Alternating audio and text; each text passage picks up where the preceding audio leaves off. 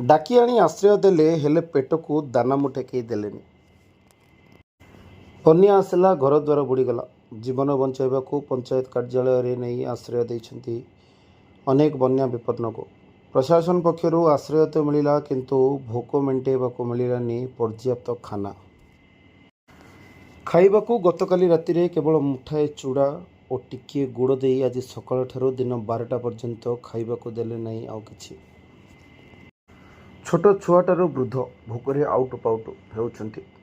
एभली स्थिति बन्या विपन्न दाबी तुरंत रंधा खाद्य जोगाई दि जाऊ।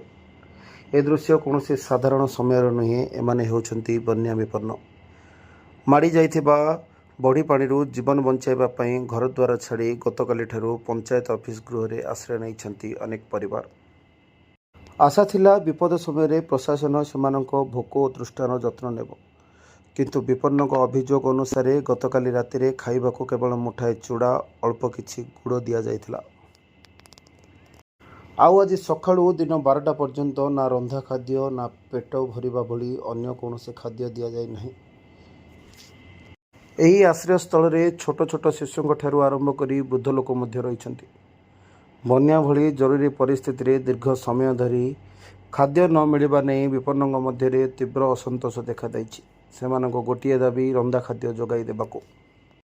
एने स्थानीय सरपंच को पचारिबारु से कहिसेंति प्रशासन पक्षरु जेतिकी खाद्य आसीथिला सेतिकी बंटन करा जायछि।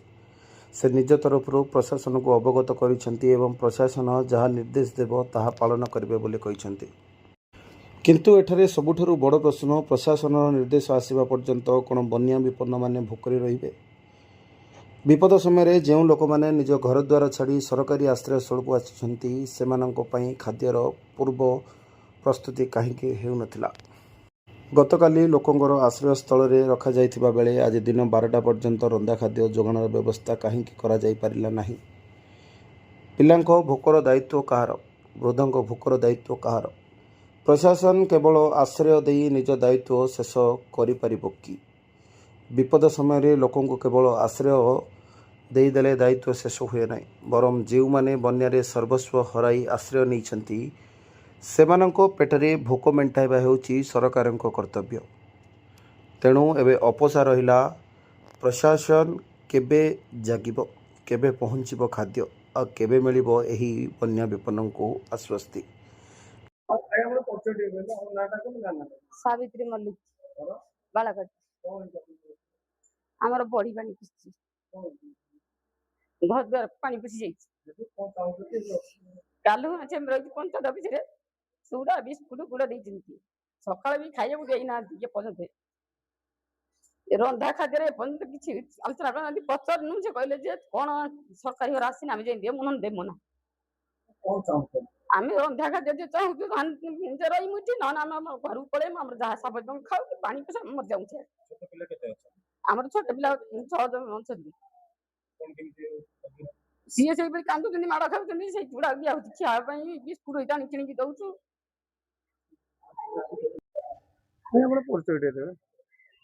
आज्ञा नमस्कार, मु सरपंच बालकाटी सुकांती परिडा। अभियोग जो बन्या विपन्न खाଇବା व्यवस्था ठीक से होनी से अभियोग शुणु प्रशासन तांकर से व्यवस्था करेंगे बोली कहिसंती किंतु एपर्यंत आम कति कौनसी बार्ता देना कि दियो बोली कि रंधा खाद्य हो कि जेकोसी किंतु आम तरफ आम काली जेहेतु देखिलु आमर बन्या प्लावित जो बन्या घेर अच्छा से घर पाखक पानी लगी जाइए इमिडिएटली आम चाहिलु स्कूल घरे रखापी किंतु स्कूल घरे जेहेतु पानी बुड़ी जाइए स्कूल भितर देखिलु आम आमर पीओ आ सरपंच आम 2 जन जाइलु देखिलु स्कूल कौन रखार सुविधा ना बोली आम इमिडिएटली कौन कलु ना पंचायत ऑफिस रे आनिकी रखिलु रातिर सुखिला खाद्य आम देकी जाइलु किंतु प्रशासन को आम अनुरोध करूँ से जेहेतु आम पाखे आसिकी आश्रय नहीं प्रशासन तरफ से किसी रंधा खाद्यर व्यवस्था कले आम निश्चय देबू। लोक मैंने छुआ मैंने कांदुचंती रंधा खाद्य नहीं केवल सुखिला खाद्य देते दिन बना जानी ସେ ଦାବି କରୁଛନ୍ତି। ସେଇଟା ଆମେ ପ୍ରଶାସନକୁ ଜଣେଇଛୁ। ସେ ଯଦି ଆମକୁ କୌଣସି ରନ୍ଧା ଖାଦ୍ୟର ବ୍ୟବସ୍ଥା କରିକି ଦିଅନ୍ତି ଆମେ ଯଥାଶୀଘ୍ର ଆଣିକି ସେମାନଙ୍କ ପାଖରେ ପ୍ରଶାସନ ପହଞ୍ଚୁ। ନଦେଲେ ସେ ସେଇଆ ଶୁଖିଲା ଖାଦ୍ୟ ନାଇଁ ସେଇଟା କ'ଣ ସମ୍ଭବ? ସେଇଟା ଆମେ ଯେହେତୁ ଆଣିକି ରଖିଛୁ ସେଇଟା ଆମେ ଯଥାସମ୍ଭବ ଚେଷ୍ଟା କରିବୁ ତାଙ୍କ ପାଖରେ କେମିତି ଖାଦ୍ୟଟା ପହଞ୍ଚାଇବା ପାଇଁ। ମୋ ନାଁ ସନ୍ଧ୍ୟା ରାଣୀ ମଲ୍ଲିକ, ଘର ପାଳକାଟି। କଣ ହେଇଛି ଆପଣଙ୍କର? ଏ ପାଣି ବୁଡ଼ି ଯାଇଛି ଘରେ, ଆଣ୍ଠେ ଆଣ୍ଠେ ପାଣି, ପୋକ ଜୋକ ସାପ ସବୁ ପଶି ଯାଉଛନ୍ତି।